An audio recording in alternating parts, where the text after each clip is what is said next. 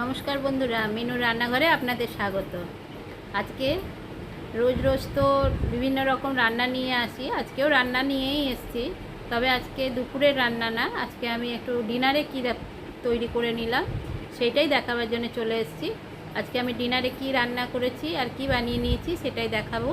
চলুন তাহলে আমি কি ডিনারে বানিয়ে নিয়েছি দেখে নিই। আমি ছোলার ডালটাকে ধুয়ে কিছুক্ষণ ভিজিয়ে রেখে তারপর সেদ্ধ করে নেব। আমি এবার একটা ভাজা মশলা তৈরি করে নেব। জিরে, মৌরি, ধনে, শুকনো লঙ্কা, গোলমরিচ দিয়ে একটা ভাজা মশলা তৈরি করে গুঁড়ো করে রাখবো। এবার আমি একটা কাঁচা লঙ্কা আদা পেস্ট করে নেব। এবার তেলের মধ্যে কড়াতে তেল দিয়ে তেল গরম করে কালো জিরে ফোড়ন দিয়ে আর আদা কাঁচা লঙ্কা দিয়ে একটু ভেজে তার মধ্যে ডাল সেদ্ধ করাটা দিয়ে দেবো।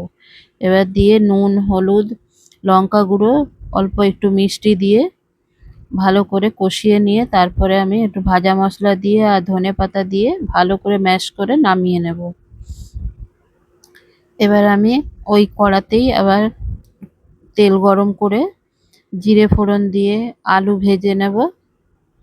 আলুগুলো ভালো করে ভাজা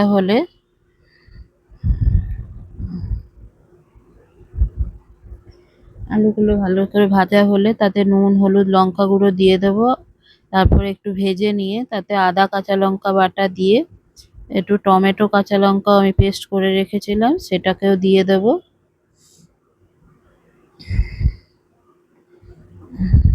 দিয়ে ভালো করে কষিয়ে নিয়ে তারপরে জল দিয়ে সেদ্ধ করতে দেব।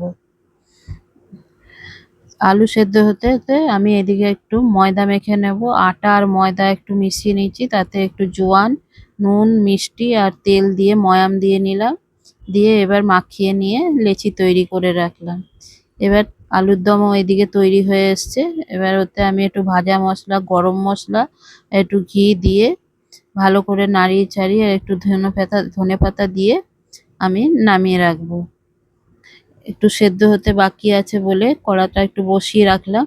এবার এইদিকে আমি এক একটা লেচি নিয়ে আর ডালের পুর দিয়ে আমি লেচিগুলো তৈরি করে নিলাম। এবার লেচিগুলো এক একটা করে পরোটার মতন করে আমি ভেজে রাখবো। এবার আমি একটু দুধও গরম করে নিচ্ছি, একটু সেমাই করব বলে।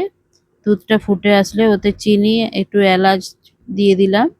একটু ভালো করে দুধটা ফুটে গেলে এবার আমি কড়া বসিয়ে আমি একটু ভাজা সেমুই একটু আবারও একটু ঘিতে নেড়ে নেব। ওটা যেহেতু শুকনো ভাজা থাকে বাজারে কেনা, আমি সেই জন্য অল্প একটু ঘি দিয়ে ভেজে নেব। ভালো করে ভাজা হওয়ার পর নামাবার আগে আমি একটু কিশমিশও দিয়ে আর একটু ভেজে নিয়ে তারপর দুধটা ঢেলে দেব। এদিকে আমি পরোটাও করে নিচ্ছি এক একটা করে। সেমইটা ভাজা হলে একটু কিশমিশ দিয়ে আমি এবার দুধটা দিয়ে দেব। দুধটা দিয়ে ভালো করে ফুটে আসলে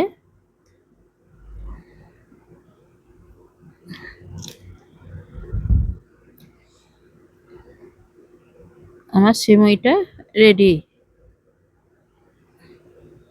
এদিকে আমার পরোটাও তৈরি হয়ে গেছে, আলুর দমও হয়ে গেছে।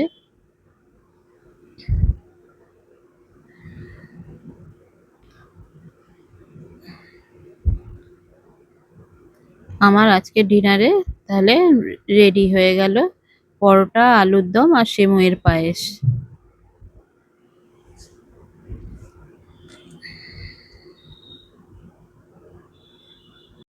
কি বন্ধুরা, আজকে ডিনার রেসিপিটা আপনাদের কেমন লাগলো? আজকে ডিনার রেসিপিটা স্পেশালি আপনাদেরকে দেখাবার জন্যই একটু করা। এই ডাল পুরি সবাই করে, আমি ডাল পরোটা করে ফেললাম। ডাল পরোটাটা কিভাবে করছি সেটাই দেখাবার খুব ইচ্ছে ছিল অনেক দিন আগে থেকেই, সেই জন্যে আমি এভাবে একটু রেসিপিগুলো করে দেখালাম। যাই হোক, আজকের রেসিপিটা আপনাদের কেমন লাগলো একটা কমেন্ট করে জানাবেন। একটা লাইক শেয়ার ফলো করে পাশে থাকার অনুরোধ রইল। ধন্যবাদ।